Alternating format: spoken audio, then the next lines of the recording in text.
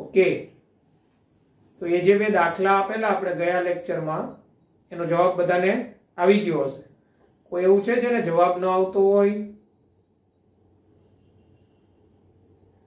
Sir બોલો. Sir એમાં જૂલમાં answer આવે તો એને અર્ગમાં ફેરવવું હોય તો શું કરવાનું? 10⁻⁷. Okay sir.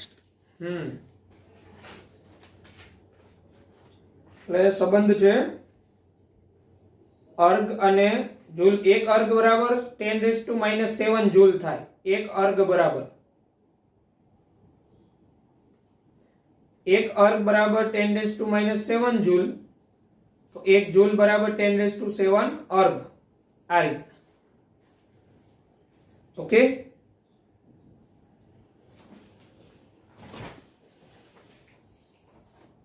ચાલો તો પછી આપણે દાખલામાં આગળ વધીએ સ્વાધ્યાયમાં. તો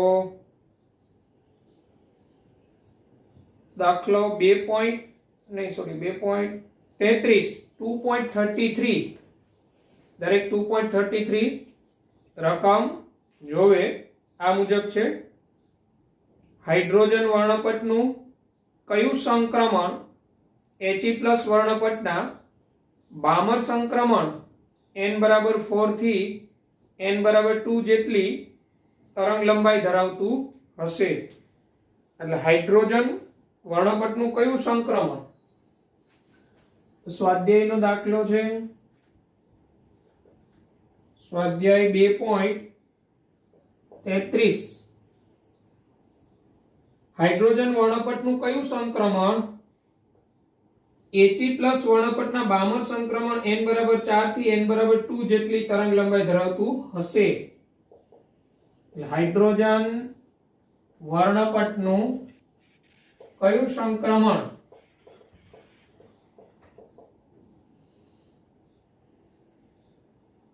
He+ વર્ણપટના બામર સંક્રમણ n=4 થી n=2 જેટલી તરંગ લંબાઈ ધરાવતું હશે? જેટલી તરંગ લંબાઈ ધરાવતું હશે. બરાબર. એટલે He+ નું બામર સંક્રમણ n=4 થી n=2 એની તરંગ લંબાઈ, તો આપણે એનું 4 થી 2 જેટલી તરંગ લંબાઈ એનું સૂત્ર બનાવી લઈએ. એવું જ સૂત્ર હાઇડ્રોજન પરમાણુમાં કયા સંક્રમણ માટે બને? એટલે સાબિતી થઈ જાય કે એમાં કઈ કક્ષામાંથી કઈ કક્ષામાં જાય તો એ બને. તો જો He+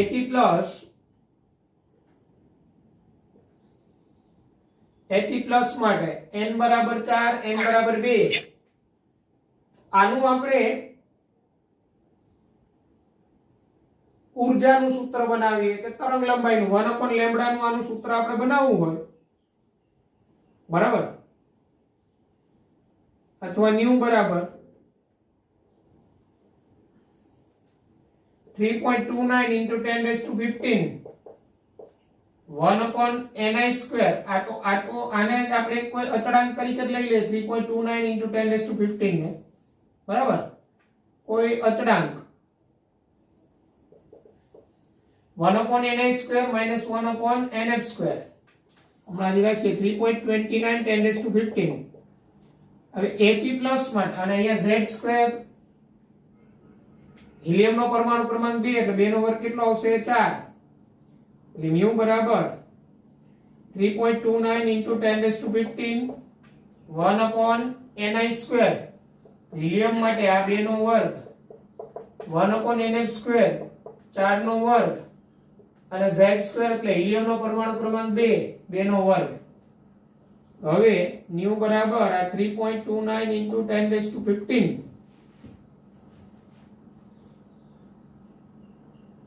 અથવા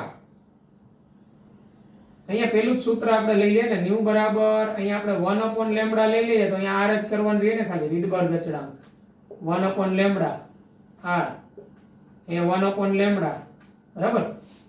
તો અહીંયા જો 1 ના છેદમાં 2 નો વર્ગ 4 માઈનસ 1 ના છેદમાં 16 એ z સ્ક્વેર સોરી 2 નો વર્ગ એટલે કેટલો થઈ જાય 4 એટલે એ 4 અહીંયા ગુણાકાર કરી દો.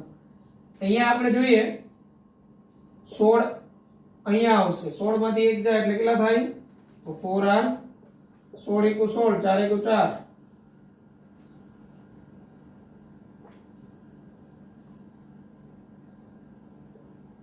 સોરી 16 માંથી 4 જશે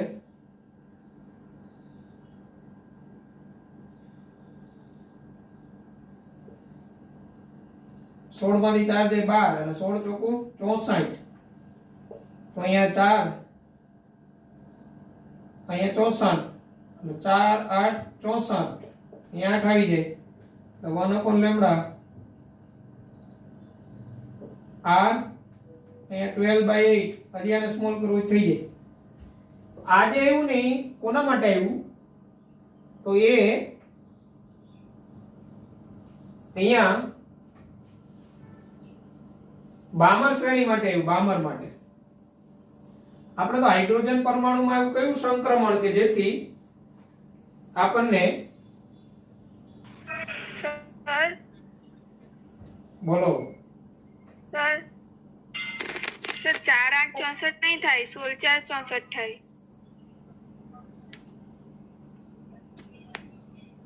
હા સોરી હા અહીંયા 16 આવશે સોરી અહીંયા 16 આવશે. ઓકે તો હવે આ જ સૂત્ર છે ને હાઇડ્રોજનમાં કયા સંક્રમણ દરમિયાન બને 12/16r હાઇડ્રોજન પરમાણુ માટે. તો હાઇડ્રોજન પરમાણુ માટે એવું કયું સંક્રમણ કે જેથી આ સૂત્ર બને 12/16 બરાબર r 12/16 એવું સૂત્ર હાઇડ્રોજન પરમાણુમાં કયા સંક્રમણ માટે બને એ આપણે લઈ આવવાનું છે. તો ટ્રાયલ ની રન એન્ડ ટ્રાયલ ની મેથડ થી જોવાનું હાઇડ્રોજન પરમાણુ માટે કયા સંક્રમણો. તો હાઇડ્રોજન પરમાણુ માટે ધારો કે આપણે અહીંયા 12 અહીંયા 16 લઈ આવવાના છે છેદમાં. તો અહીંયા 2 નો વર્ગ 4 1 નો વર્ગ 1 ન આવે ઉપર 12. હાઇડ્રોજન પરમાણુ માટે કયા સંક્રમણ માટે તરંગ લંબાઈ આટલી થાય.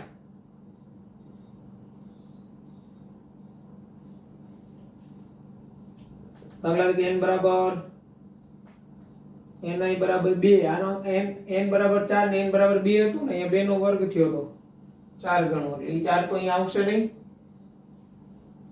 આપણે અહીંયા 3 નો વર્ગ 4 નો વર્ગ 1/9 16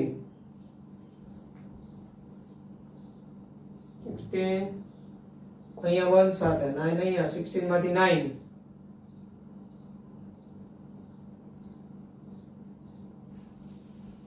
તો હાઇડ્રોજન પરમાણુ માટે કયા સંક્રમણમાં આ સૂત્ર આવે 1 અને 2 લઈએ આપણે દાખલા તરીકે આનાથી નહીં આવે. અહીંયા 1 નો વર્ગ r નું મૂલ્ય તો અચળ r અચળ રાખીએ z તો 1 હોય અને અહીંયા 2 નો વર્ગ તો 2 નો વર્ગ કેટલો થશે 4 1 upon લેમ્બડા અહીંયા 4 માંથી 1 જાય એટલે 1 upon લેમ્બડા 3r/4 તો આ થાય છે 3r/4 12 ના છેદમાં 16 એટલે તમને ખબર હોય થઈ જાય ને 3 હા 3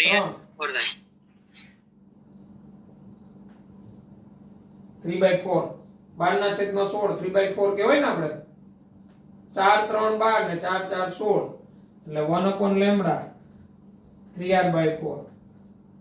આનું બામર સંક્રમણમાં n બરાબર 4 થી n બરાબર 2 જેટલી તરંગ લંબાઈ ત્યારે આનો લેમ્બડા શું આવે તો આ લેમ્બડા ને કરતા બનાવજો લેમ્બડા બરાબર 4/3r આવે. તો હાઇડ્રોજન પરમાણુમાં એવા કયા સંક્રમણ દરમિયાન આ થાય 4/3r. તો હાઇડ્રોજન પરમાણુ માટે n બરાબર 1 થી n બરાબર 2 અથવા 2 થી 1. હાઇડ્રોજન પરમાણુ માટે બામરમાં 2 થી 1 સંક્રમણ દરમિયાન તરંગ લંબાઈ 4/3r જેટલી થાય. એટલે જવાબ આવે હાઇડ્રોજન પરમાણુ માટે 2 થી 1 n બરાબર 2 થી n બરાબર 1 ના સંક્રમણ દરમિયાન.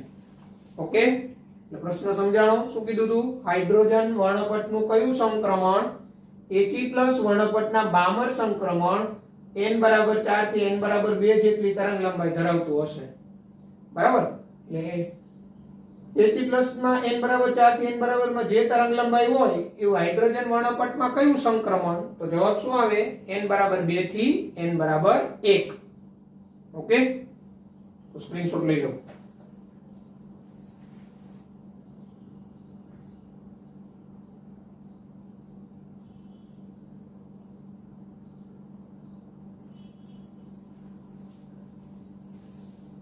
તો ત્યારબાદ આગળ વધીએ.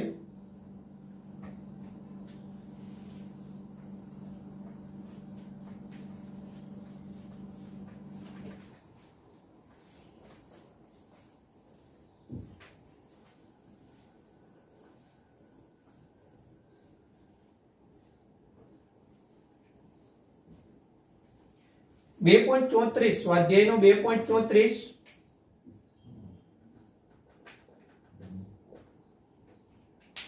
રકમ આ મુજબ છે. પ્રક્રિયા માટે જરૂરી ઊર્જાની ગણતરી કરો. He+ gas gives He2+ plus electron minus. Hydrogen પરમાણુની ધરા અવસ્થાની આયનીકરણ ઊર્જા 2.18 ગુણ્યા 10⁻18 જૂલ પ્રતિ પરમાણુ છે. તો આપણે અહીંયા છે ને બસ He+ ની આયનીકરણ ઊર્જા ગણવાની છે. He+ ગેસ એટલે આમાં છે ને એક ઇલેક્ટ્રોન હોય, કારણ કે હિલિયમમાં બે ઇલેક્ટ્રોન હોય He. તો He+ માં એક ઇલેક્ટ્રોન હોય અને He+ માંથી He2+ પ્લસ ઇલેક્ટ્રોન માઇનસ. તો એક ઇલેક્ટ્રોન આ ગુમાવે He2+ થાય.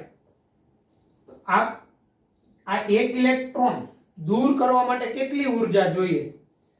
એટલે આપણે આની આયનીકરણ એન્થાલ્પી જે લેવાની છે. હાઇડ્રોજન પરમાણુની તો આપેલી છે ધરા અવસ્થામાં આયનીકરણ ઊર્જા. તો He2+ માટે આપણે પૂછેલું છે, તો અહીંયા ડાયરેક્ટ પેલું ફોર્મ્યુલાનો તમે ઉપયોગ કરી શકો.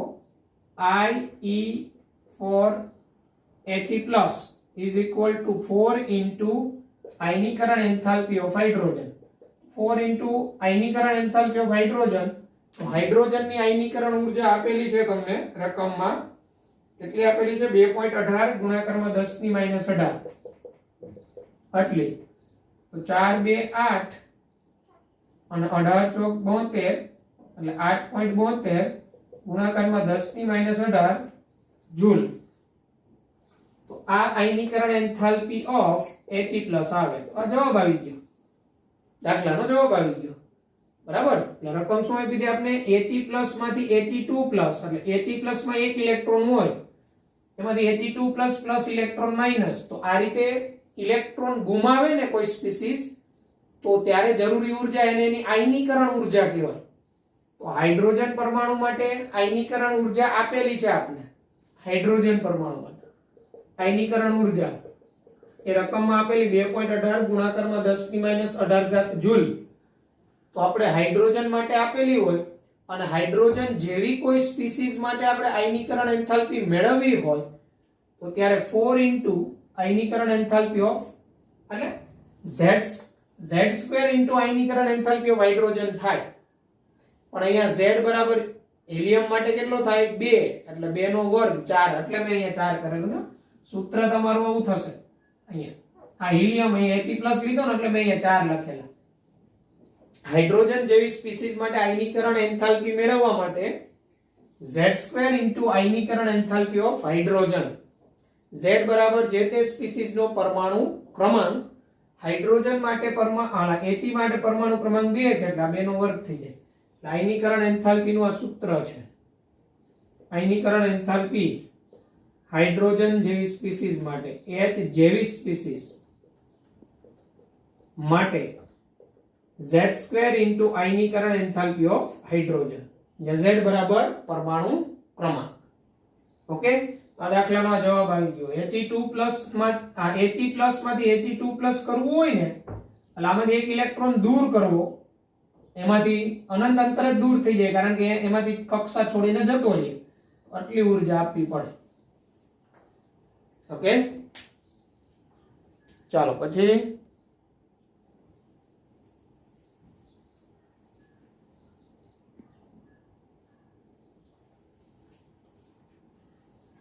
સર બોલો. એકવાર પાછું જરાક રિપીટ એકવાર સમજાઈ દેવો ને, બરાબર સમજ નથી પડી. એકવાર કેમ સમજ ન પડી? સૂત્ર બોલજી આયનીકરણ એન્થાલ્પી નું. હા સર, આયનીકરણ એન્થાલ્પી નું સૂત્ર મૂક્યું, પણ આજે He+ ગેસિયસ ને He2+ ગેસિયસ વાળો હતો ને એમાં જરાક સમજ નથી પડતી. He+ માં કેટલા ઇલેક્ટ્રોન હોય? એક. હા, અને He2+ માં 2. He+ માં એક ઇલેક્ટ્રોન અને હોય. સર પછી પાછો He+ અને એમાં He2+ પછી પાછો એક હજુ એક ને એમાં સમજ ના પડી. He+ માં એક ઇલેક્ટ્રોન હોય અને He2+ થયો તો આ એક ઇલેક્ટ્રોન એને ગુમાવ્યો, આ ઇલેક્ટ્રોન અહીંયા એને ગુમાવ્યો એટલે એના ઉપર પ્લસ ચાર્જ એક વધ્યો. જેમ કોઈ સ્પીસીઝ ઉપર પ્લસ ચાર્જ વધે એમ એને ઇલેક્ટ્રોન ગુમાવ્યા હોય.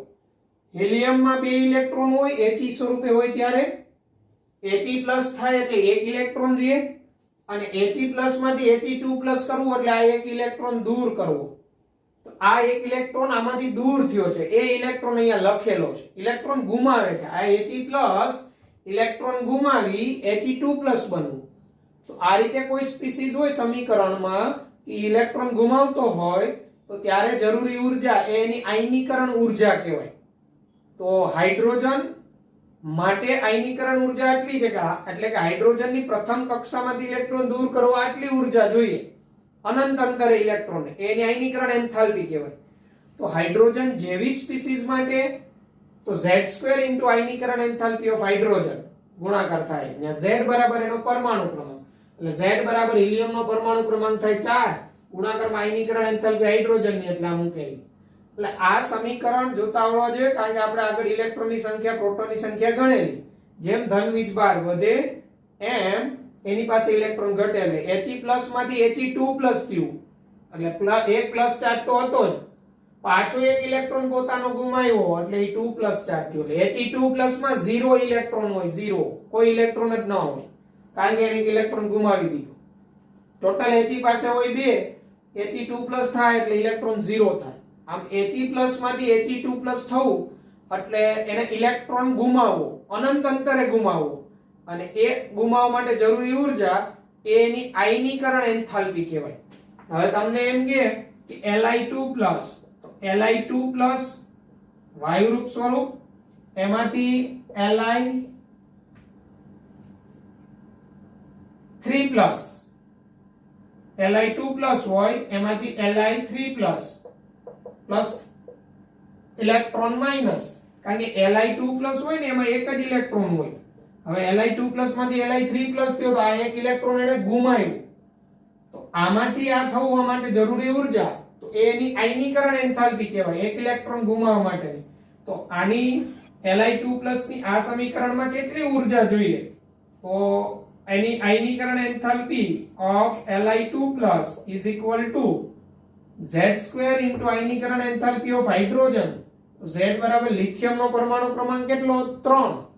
તો 3 નો વર્ગ કેટલો થાય? 9. 9 ગુણાકારમાં આયનીકરણ એન્થાલ્પી ઓફ હાઇડ્રોજન એટલે 2.18 ગુણાકારમાં 10 ની -18. આનું સાદુરૂપ આપો તો Li2+ માંથી Li3+ થવા માટે જરૂરી કેટલી ઉર્જા જોઈએ એ જવાબ આવે તમને. હવે ખબર પડેલી? હા સર. ઓકે, શું નામ તારું? વાગડાર મનન. ઓકે, ચાલો. એટલે આ રીતે આયનીકરણ એન્થાલ્પી પૂછે હાઇડ્રોજન જેવી સ્પીસીઝ માટે તો Z² ઇન્ટુ આયનીકરણ એન્થાલ્પી ઓફ હાઇડ્રોજન. હાઇડ્રોજનની આયનીકરણ એન્થાલ્પી એટલી છે. એટલે હંમેશા યાદ રાખવાનું, અહીંયા જે સ્વરૂપ હોય, અહીંયા જેમ પ્લસ ચાર્જ વધતો જાય એમ એ ઇલેક્ટ્રોન ગુમાવતો જાય. તટસ્થ હોય ત્યારે એના પરમાણુ ક્રમાંક જેટલા ઇલેક્ટ્રોન હોય, પછી જેમ ચાર્જ વધે એમ ઇલેક્ટ્રોન એટલો ઘટતો જાય. તો He+ તો એક ગુમાવ્યો એટલે એક જ વધ્યો. He+ માંથી He2+, પાછો એક ગુમાવ્યો એટલે અહીંયા 0 ઇલેક્ટ્રોન. તો એને ઇલેક્ટ્રોન કક્ષામાંથી ગુમાવવા માટે જરૂરી ઉર્જા એની આયનીકરણ એન્થાલ્પી કહેવાય. તો આ રીતે મળે. એટલે 2.34 સ્વાધ્યાયનો એનો જવાબ આવશે 8.72 ગુણાકારમાં 10⁻18 જૂલ. ઓકે,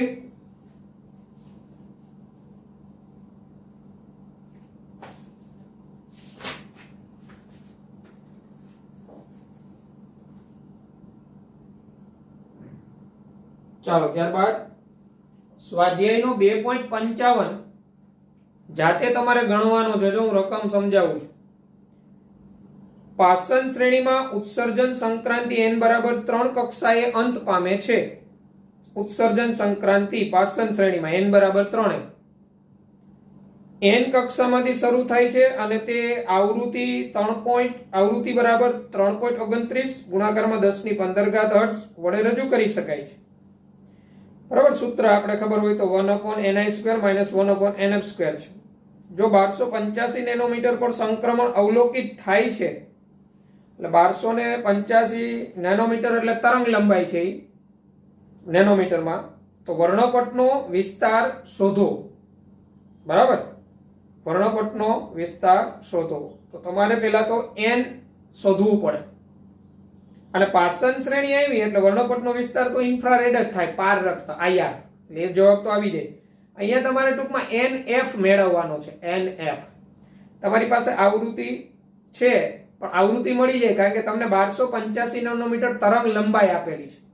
તો એને 1285 ને મીટરમાં ફેરવી દેવાના, એટલે 10⁻9 વડે ગુણાકાર કરો એટલે લેમ્બડા છે અને મ્યુ બરાબર C/λ. આ આપણું સૂત્ર છે. બરાબર. અથવા પેલું જ સૂત્ર ડાયરેક્ટ મૂકી શકો ને તમે, 1/λ ને રીડબર્ગ અચળાંક R વાળું પેલું 1.09. બરાબર, એ વાળું સૂત્ર તમે અહીંયા ઉપયોગ કરી શકો. ઓકે, તો તમારે અહીંયા NF મેળવવાનો છે. હિન્ટ આપું છું, તમે કરતા જાઓ.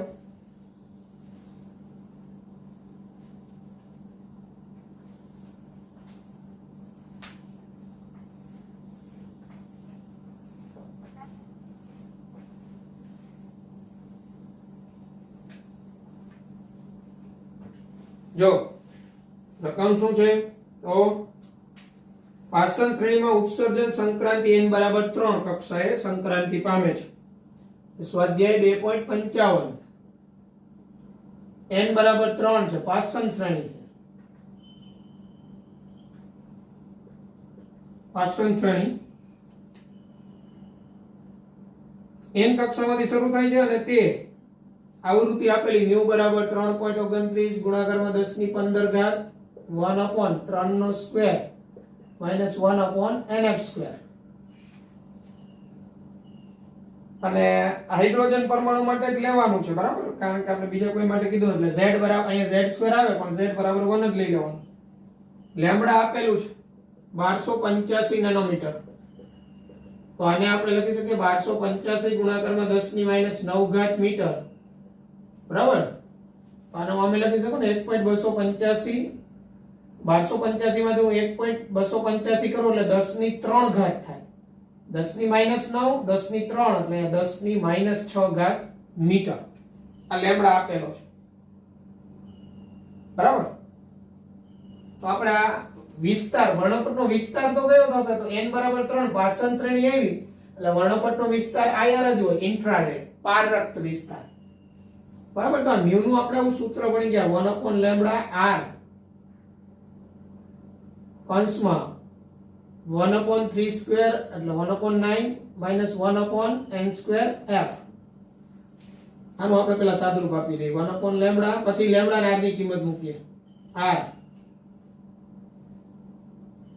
અહીંયા n square f minus 9 divided by 9 n square f, બરાબર.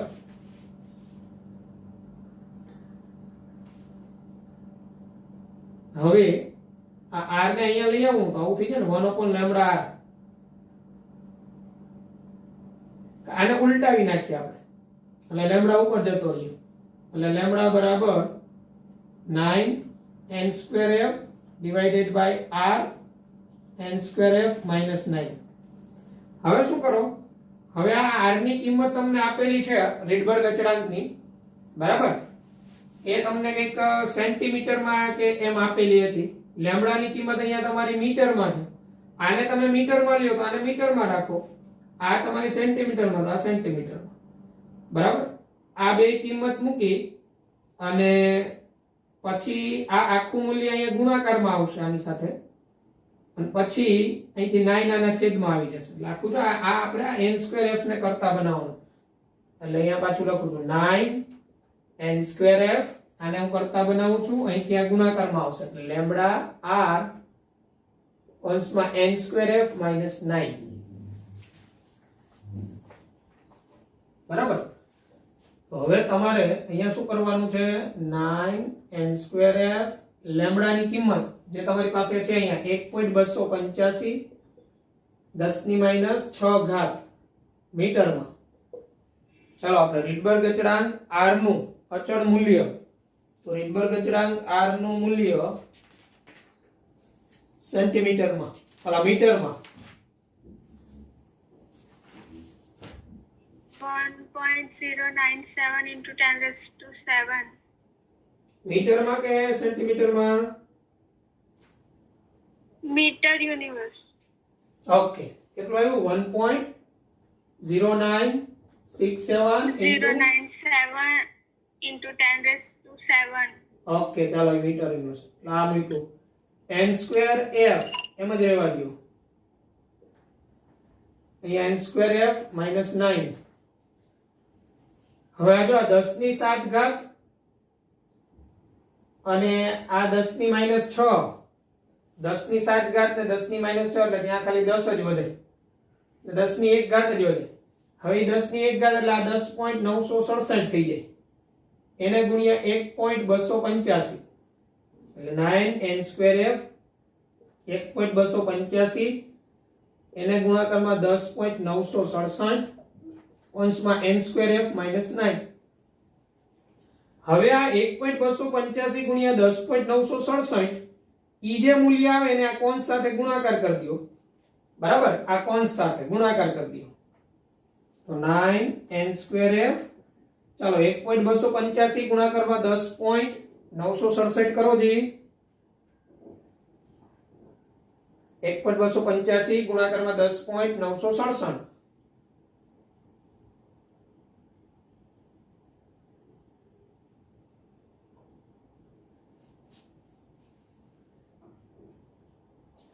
ઈ જે મૂલ્ય આવે પછી અહીં n સ્ક્વેર f અને અહીંયા 9 સાથે ગુણાકાર થાય માઈનસ 9, પછી આ n સ્ક્વેર f સાથે જે મૂલ્ય ગુણાકાર થાય એને આ બાજુ લઈ આવવાનું, આ 9 માંથી એ મૂલ્ય બાદ થશે. અથવા સર હા બોલો 14.092 હા, હું અહીં અંદર ગુણાકાર કરી દઉં એટલે n સ્ક્વેર f અને 9 ગુણ્યા 14.092, બરાબર. 9 ગુણાકારમાં થાય. હવે આપણે શું કરીએ, આ જે મૂલ્ય આ નાનું મૂલ્ય છે ને 9 n સ્ક્વેર f એને આ બાજુ લઈ આવીએ અને પેલું માઈનસ વાળું મૂલ્ય છે આ બાજુ આવશે તો પ્લસ થઈ જશે. ચાલો 14 9 એટલે એ તમારું થશે 126 આસપાસનું થશે. કરો જી 14.092 ગુણાકારમાં 9 125 આસપાસ થશે વેલ્યુ. 126.828. હા તો 126.828 એટલે 83 રાખીએ, એને આ બાજુ લઈ આવે એટલે પ્લસ થાય અને આ 14.092 માંથી 9 બાદ કરી નાખીએ આ બાજુ. તો 14.092 માંથી 9 બાદ કરો અને n સ્ક્વેર f તો બેમાંથી સામાન્ય નીકળી જાય. ચાલો 14.092 14 માંથી 9 10 11 12 13 ને 14 5.092 5.0 હા n સ્ક્વેર f. હવે n સ્ક્વેર f ને કરતા બનાવો અને 126.83 ના છેદમાં 5.092 કરો. કેટલું આવે? 25 આવે છે. કેટલું આવે છે? 126.83 ભાગ્યા 5.092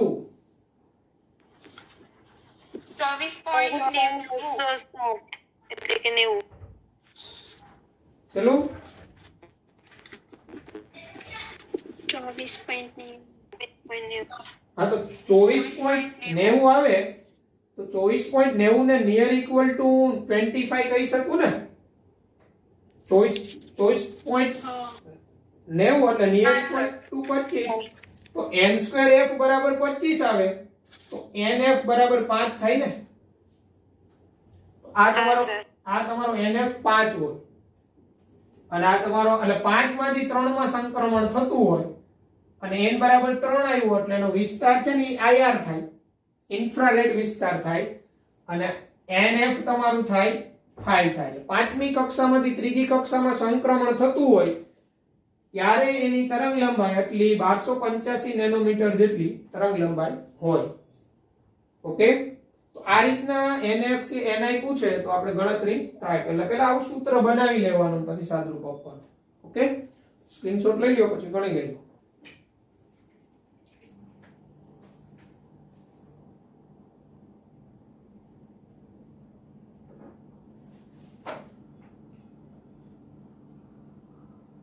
ચાલો પછી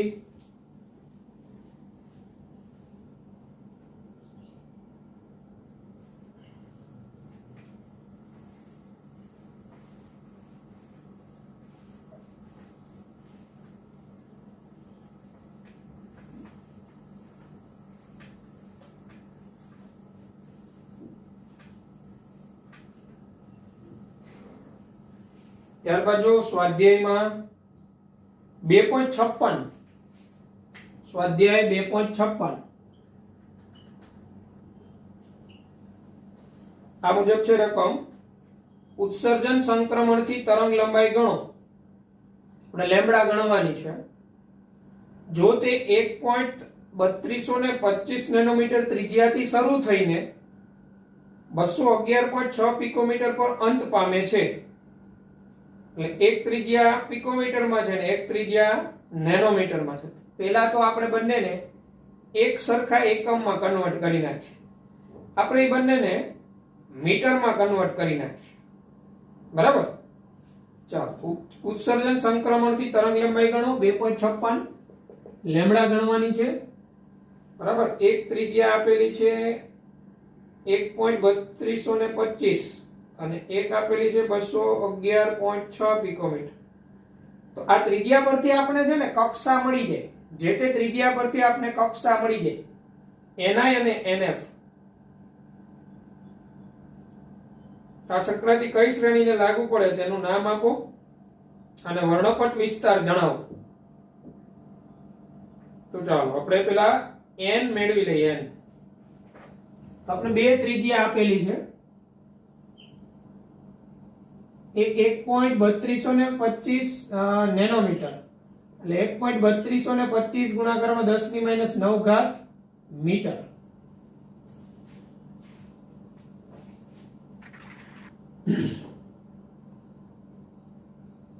અને એક આપેલી છે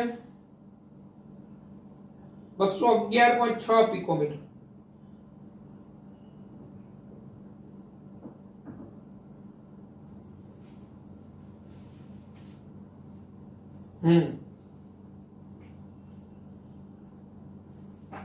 તો આપણે ખબર છે જો આ ત્રિજ્યા પરથી આપણે કઈ કક્ષા છે ને એ મળી જાય. આપણે જાણીએ છીએ ત્રિજ્યાનું સૂત્ર Rn બરાબર A0 n²/z. આ સૂત્ર જાણીએ છીએ આપણે. Rn આપને ત્રિજ્યા આપેલી છે એટલી 1.3225 ગુણાકારમાં 10⁻⁹ આ A0 તમારું છે ને A0 52.9 હોય એ પિકોમીટરમાં હોય, તો એને મીટરમાં ફેરવી નાખીએ આપણે, તો A0 હોય તમારું 52.9 પિકોમીટરમાં, તેને ગુણ્યા 10⁻12 એટલે એ મીટર થઈ જાય, ઇન્ટુ n સ્ક્વેર. અને z એટલે તો આપણે અહીંયા કંઈ કીધેલું ન હોય તો એ હાઇડ્રોજન પરમાણુ માટે જ લઈ લેવાનું, તો z બરાબર 1 થાય. આ A0 નું મૂલ્ય આ n સ્ક્વેર, તો n સ્ક્વેર બરાબર 1.3225 ગુણાકારમાં 10⁻9 છેદમાં 52.9 ગુણાકારમાં 10⁻12 બરાબર. તો n સ્ક્વેર બરાબર, ચાલો આ 10⁻12 ઉપર જાય એટલે +12 થઈ જાય, 10⁻12 ઉપર જાય એટલે +12, અને 10⁻9 એટલે અહીંયા 10⁻³ વધે. ચાલો 1.3225 ભાગ્યા 52.9 કરો જી, 1.3225 ભાગ્યા 52.9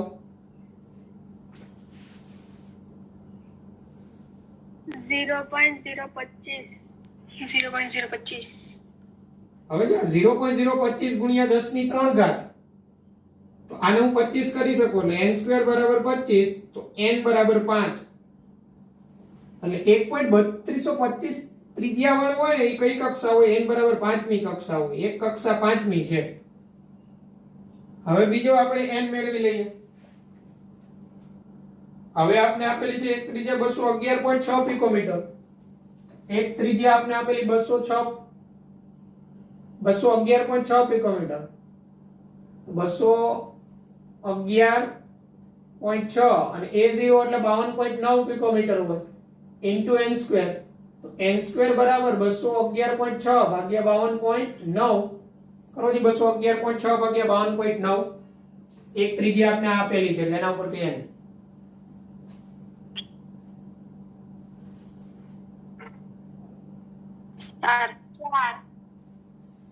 4 આવે ને, 4 n બરાબર 2, તો આ તમારો ni થઈ જાય, આ તમારો nf થઈ જાય. એટલે સંક્રમણ એનું ક્યાંથી ક્યાં થતું હોય, 5 માંથી 2 માં થતું હોય સંક્રમણ, 5મી કક્ષામાંથી બીજી કક્ષા, એટલે બીજી એટલે કોનો વિસ્તાર આવ્યો, બામરનો વિસ્તાર આવ્યો. તો લાઇમનનો પારજાંબલી વિસ્તાર હતો, બામરનો દ્રશ્યમાન વિસ્તાર હતો, બાકીના પછી ખબર હોય તો પારરક્ત હતા. એટલે 2.55 માં વર્ણપટનો વિસ્તાર શોધો એમ કીધું ને, તો વર્ણપટનો વિસ્તાર એનો જવાબ શું આવે, વિઝિબલ વિસ્તાર કહેવાય, દ્રશ્યમાન વિસ્તાર કહેવાય. અને સોરી 2.56 માં વર્ણપટનો વિસ્તાર. હવે આપણે લેમ્બડા મેળવવાનું છે, તરંગ લંબાઈ, તો આપણું આ સૂત્ર મૂકી દો, 1/λ r અંશમાં 1/ni² minus 1/nf² into z². પણ હાઇડ્રોજન કોઈ પરમાણુનો ઉલ્લેખ ન હોય તો હાઇડ્રોજન પરમાણુ માટે જ લેવાનું, z1 લઈ લેવાનું, તો આનો z² અહીંયા ઇન્ટુ હોય પણ 1 નો વર્ગ 1 જ થઈ જાય, તો 1/λ r અહીંયા 1/ni², તો 2 નો વર્ગ એટલે 4, nf² 5 નો વર્ગ એટલે 25 બરાબર. 1/λ r 25 અહીંયા આવશે, એમાંથી 4 બાદ થશે એટલે 21 ના અને 25 ચોકુ 100, અને લેમ્બડાને કરતા પણ લેમ્બડાને અપ લઈ જાવ તો આ ઉલટાઈ જાય, 100/21r. તો હવે r નું મૂલ્ય તમને ખબર છે, રીડબર્ગ અચળાંકનું મૂલ્ય બરાબર, એ મૂલ્ય સાથે આનો ગુણાકાર કરી નાખો એટલે તમારો લેમ્બડા મળી જાય. r નું મૂલ્ય આ 100 એટલે 10⁻²j ગણો ને, આને 10⁻²j કહેવાય, અને r નું મૂલ્ય 1.0967 into 10⁻7 મીટર ઇન્વર્સમાં બરાબર. આ 10⁻², r નું મૂલ્ય 1.0967 into 10⁻7 એટલે 10⁻², 10⁻7 એટલે મૂલ્ય 10⁻9 થઈ જાય, એટલે 1.0967 એને ભાગ્યા અહીંયા 21 છે છેદમાં, આપો જે આનું સાદુરૂપ.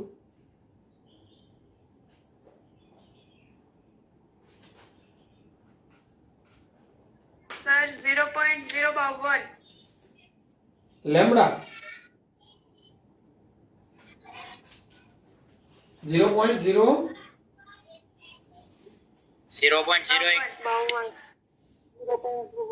ગુણ્યા 10⁻⁹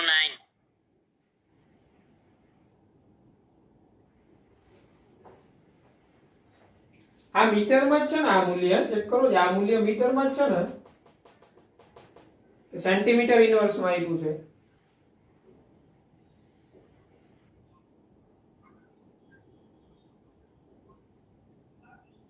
આર નીચે આવે સર આર નીચે આવે. સર હા એટલે હા આર નીચે આવશે એટલે ને આપણે અહીંયા ઇન્ટુ કરી નાખ્યું, આર નીચે આવશે, ડિવાઈડ કરવાના એટલે આપણો જવાબ ન થવો. બરાબર છે, આર નીચે આવશે.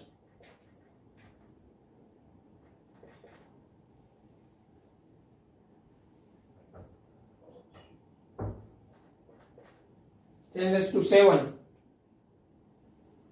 ચાલો હવે આકૃતિ સાદું રૂપ. હવે 10⁻⁷ ને ઉપર લઈ જાય -7 થાય તો ઉપર -7 અને +2 એટલે ઉપર કેટલી ઘાત વધે? 10⁻⁵. 10⁻⁵ ઘાત વધે ઉપર.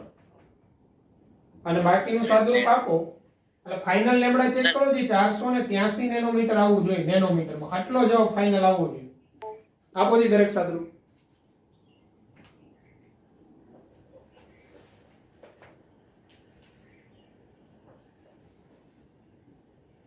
આ 10⁻+7 ઘાત ઉપર જાય એટલે -7, 10⁻2 તો 10⁻2 ને 10 પ્લસ +2 10⁻⁷ એટલે 10 ની ઉપર -5 વધે.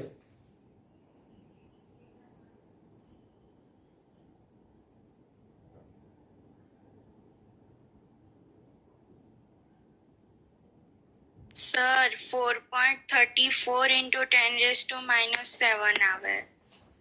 એક જ મિનિટ ઉપર. હા 434 આવશે મારા અહીંયા લખી દો. કેટલો આવ્યો? 4.34 into 10⁻⁷ આવ્યું ને? તો સર હા તો એ 10⁻⁷ હવે 2 પોઈન્ટ હું આ ખસી જાવ આમ પાછળ તો 434 ગુણ્યા 10⁻⁹ ઘાત મીટર થઈ જાય. બરાબર?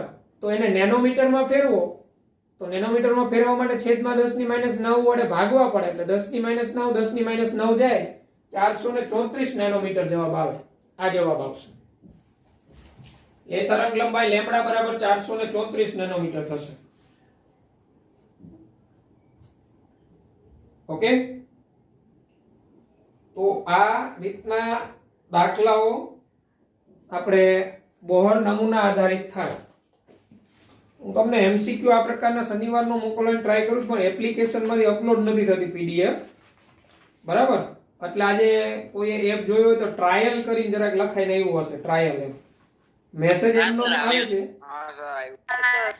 એટલે એપ્લિકેશનમાં મેસેજ એમનેમ થાય છે એની સાથે પીડીએફ જોડાઈને નથી આવતી. હું નહીતર તમને શનિવારના આ એમસીક્યુ મોકલી દીધા હોત મેં. પાછો આજે ટ્રાય કરતો હતો. કઈ નહીં, થોડા ઘણા એવા એમસીક્યુ હું સોલ્વ કરાવું છું. બરાબર?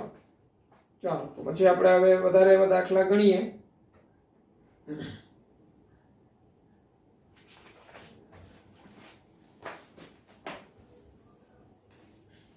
આનો સ્ક્રીનશોટ લઈ લો.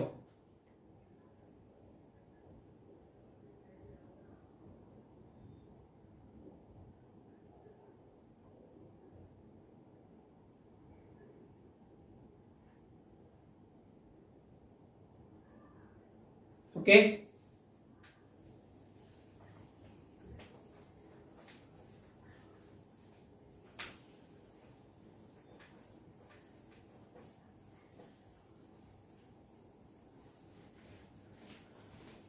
પછી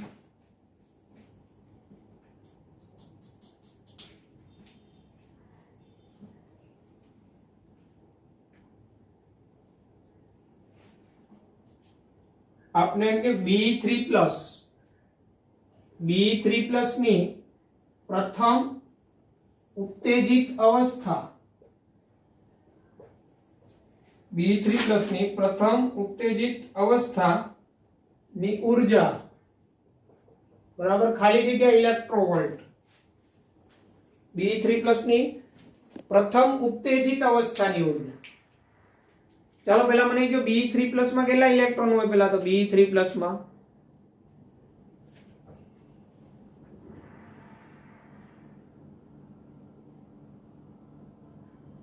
બેરિલિયમનો પરમાણુ ક્રમાંક 4.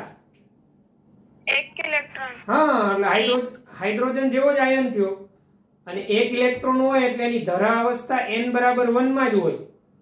એટલે Be3+ એટલે હાઇડ્રોજન જેવી જ સ્પીસીસ થઈ. Be3+ માં 1 ઇલેક્ટ્રોન એટલે આ કેન્દ્ર, આ n બરાબર 1 ધરા અવસ્થા, તો એમાં 1 ઇલેક્ટ્રોન છે એની પ્રથમ ઉત્તેજિત અવસ્થાની ઉર્જા. તો ચાલો એની પ્રથમ ઉત્તેજિત અવસ્થા કઈ થાય? એની પ્રથમ ઉત્તેજિત અવસ્થા એટલે n બરાબર 1 કક્ષા કે n બરાબર 2? n બરાબર 1. Be3+ છે એના ઇલેક્ટ્રોન માટે પ્રથમ ઉત્તેજિત અવસ્થા n બરાબર 1 કક્ષા થાય કે n બરાબર 2? n બરાબર 2. યસ. હા, આ એની ધરા અવસ્થા કહેવાય, ભૂમિ અવસ્થા કહેવાય, ધરા અવસ્થા. અને ધરા અવસ્થામાંથી એક સ્ટેપ આગળ જાય એટલે આ એની પ્રથમ ઉત્તેજિત અવસ્થા કહેવાય. પછી n બરાબર 3 તો એની દ્વિતીય ઉત્તેજિત અવસ્થા કહેવાય. n બરાબર 4 તો એની તૃતીય ઉત્તેજિત અવસ્થા. પ્રશ્ન આપને શું કે પ્રથમ ઉત્તેજિત અવસ્થાની ઉર્જા ગણો ઇલેક્ટ્રોવોલ્ટમાં Be3+ માટે. એટલે n બરાબર 2 કક્ષામાં એની ઉર્જા. તો આપણે જે તે માન્ય કક્ષામાં ઉર્જાનું સૂત્ર -13.6 ઇલેક્ટ્રોવોલ્ટ એકમમાં અહીંયા Z2/n2 બરાબર, ઇલેક્ટ્રોવોલ્ટ પ્રતિ એટમ. તો અહીંયા Z બરાબર આપણે લેવો પડે બેરિલિયમ, તો B માટે Z બરાબર 4 આવે. બેરિલિયમનો પરમાણુ ક્રમાંક 4, તો -13.6 થાય છે. તમારો અવાજ નહીં તમારો અવાજ કટ થાય. હવે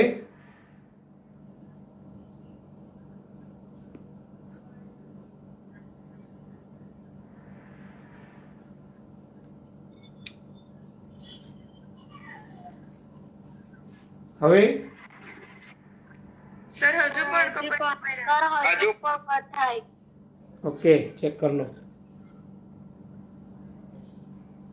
તો પ્રથમ ઉત્તેજિત અવસ્થાની ઉર્જા એટલે n બરાબર 2 કક્ષા થાય Be3+. તો બેરિલિયમનો પરમાણુ ક્રમાંક 4 એટલે Z બરાબર 4, 4 નો વર્ગ n. પ્રથમ ઉત્તેજિત અવસ્થા એટલે n બરાબર 2 એટલે 2 નો વર્ગ -13.6 4 સ્ક્વેર એટલે 4 સ્ક્વેર એટલે 4 into 4, 2 સ્ક્વેર એટલે અહીંયા 4, એક એક 4 જશે. 13.6 into 4 સર 54.4 તો -54.4 ઇલેક્ટ્રોવોલ્ટ પ્રતિ એટમ. તો આ જવાબ આવી ગયો. Be3+ ની પ્રથમ ઉત્તેજિત અવસ્થાની ઉર્જા 54.4 ઇલેક્ટ્રોવોલ્ટ પ્રતિ એટમ થાય. એટલે કે એની n બરાબર 2 કક્ષામાં. હવે તમને એમ કે એની દ્વિતીય ઉત્તેજિત અવસ્થાની ઉર્જા, તો દ્વિતીય ઉત્તેજિત અવસ્થાની ઉર્જા માટે અહીંયા n બરાબર 3 લઈ લેવાનું, 3. તૃતીય ઉત્તેજિત અવસ્થા કે તો n બરાબર 4 લઈ લેવાનું. ઓકે, તો ચાલો જે આવો જ દાખલો તમે Li2+ માટે દ્વિતીય ઉત્તેજિત અવસ્થામાં ઉર્જા ગણો જી. Li2+ માટે દ્વિતીય ઉત્તેજિત અવસ્થાની ઉર્જા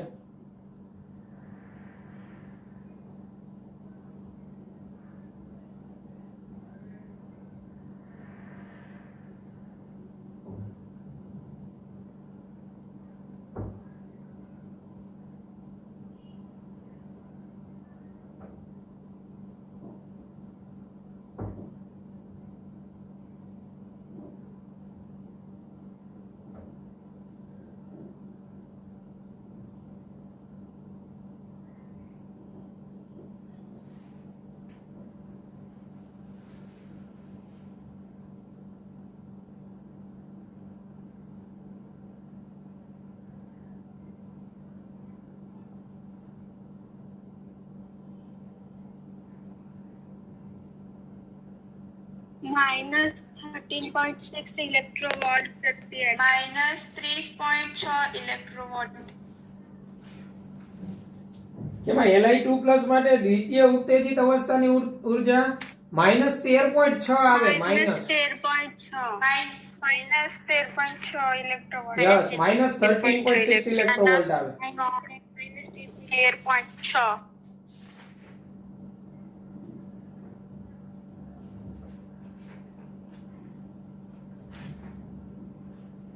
સર હા બોલો. સર તો આમાં આપણે z બરાબર 3 ના લેવા પડે ઉપર. એટલે લિથિયમ માટે 3 લેવા પડે ને. અને લિથિયમની દ્વિતીય ઉત્તેજિત અવસ્થા એટલે n બરાબર ત્રીજી કક્ષા થાય. એટલે ઉપર 3 નો વર્ગ આવે, નીચે 3 નો વર્ગ આવે, એટલે તો જતો રહે. એટલે -13.6 આવી જાય જવાબ. Li2+ માટે દ્વિતીય ઉત્તેજિત અવસ્થા કીધી, તો એની દ્વિતીય ઉત્તેજિત અવસ્થા એટલે કક્ષા ત્રીજી કક્ષા થાય, n બરાબર 3. એટલે Li2+ માટે z 3 નો વર્ગ અને n બરાબર 3 નો વર્ગ, 9 એટલે 3 નો વર્ગ 3 નો વર્ગ જાય 13.6. 13.6. હા સર, હવે દેખાય છે. હા, એટલે જવાબ આવશે -13.6 ઇલેક્ટ્રોવોલ્ટ. ઓકે,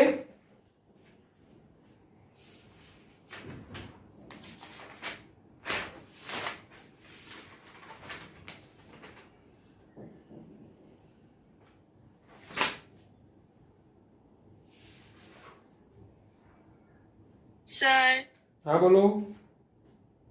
સર, આમાં ડેલ્ટા ઈ વાળું સૂત્ર કેમ નહીં મૂકવાનું? આમાં હા, અહીંયા તમને એમ પૂછેલું છે ડાયરેક્ટ દ્વિતીય ઉત્તેજિત અવસ્થાની ઊર્જા શું, એટલે જે તે માન્ય કક્ષામાં ઊર્જા પૂછેલી છે. અહીંયા તમને એમ નથી પૂછેલું કે ni કક્ષામાંથી nf કક્ષામાં જાય એ દરમિયાન કેટલી ઊર્જા જરૂર પડે તો ડેલ્ટા ઈ આવે. અહીંયા પર્ટિક્યુલર આપણે જે તે કક્ષામાં ઊર્જા પૂછી છે, એટલે જે તે માન્ય કક્ષામાં ઊર્જા, તો એનું સૂત્ર આપણે એમ કીધું હોત કે સંક્રમણ આ રીતે થાય છે પ્રથમ કક્ષામાંથી બીજી કક્ષામાં, તો ત્યારે કેટલી ઊર્જાની જરૂર પડે, બરાબર, તો આપણે ડેલ્ટા ઈ મેળવવો, તો ડેલ્ટા ઈ વાળું સૂત્ર આવે. બરાબર, અહીંયા આપણે પર્ટિક્યુલર એમ કે તૃતીય ઉત્તેજિત અવસ્થાની ઊર્જા શું, બરાબર, દ્વિતીય ઉત્તેજિત અવસ્થાની ઊર્જા શું, એટલા માટે આપણે ડાયરેક્ટ ઊર્જાનું સૂત્ર, માન્ય કક્ષામાં ઊર્જાનું સૂત્ર, એનો ઉપયોગ થાય. Okay, okay sir. પર્ટિક્યુલર આપણે કહે છે કે આ જ કક્ષામાં, આપણે એમ નથી કહેતા કે આ કક્ષામાંથી આ કક્ષામાં જાય તો કેટલી ઊર્જાનું શોષણ કરશે, અથવા ઉપરની કોઈ કક્ષામાંથી નીચી કક્ષામાં આવે તો કેટલી ઊર્જાનું ઉત્સર્જન કરશે, એવું પૂછે ને તો ડેલ્ટા ઈ આવે મેળવવાનું એમ.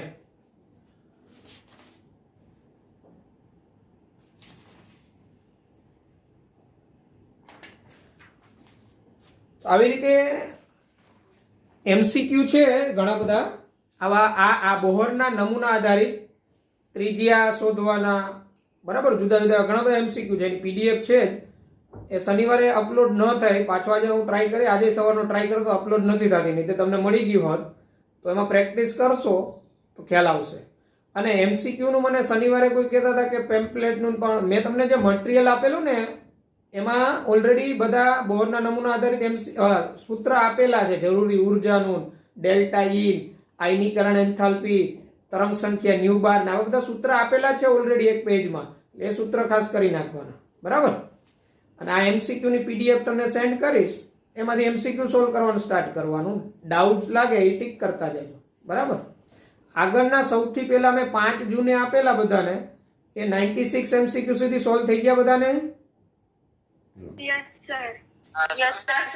હા, એટલે એમસીક્યુ સોલ્વ કરતા જાજો. હવે ટૂંક સમયમાં આપણી એક્ઝામ પણ આવશે આ ચેપ્ટરની, બરાબર. નીટની એક્ઝામ કેમેસ્ટ્રીની આવશે, તો એમાં આપણું આ ચેપ્ટર ના આવશે, એટલે એમસીક્યુ સાથે સાથે સોલ્વ કરેલા હશે તો પ્રોબ્લેમ ઓછો આવશે. ઓકે, એ તમને ટાઈમ ટેબલ લગભગ મળી ગયું હશે. એ ટાઈમ ટેબલ મુજબ પછી કેમેસ્ટ્રીની ટેસ્ટ આવશે તો એમાં આપણું આ ચેપ્ટર આવશે એમાં. ઓકે, ચાલો. તો એ 96 સુધી જે એમસીક્યુ સોલ્વ કરી નાખ્યા હોય બધા, તો મને આગળના આના પછીના લેક્ચરમાં આપણે થોડુંક અમુક સમય એમાં ડાઉટ જે હશે એ સોલ્વ કરી નાખશું અને પછી આમાં આગળ વધીશું. અને આ બોહરના નમૂના આધારિત MCQ ની PDF તમને હું મોકલી આપીશ. ઓકે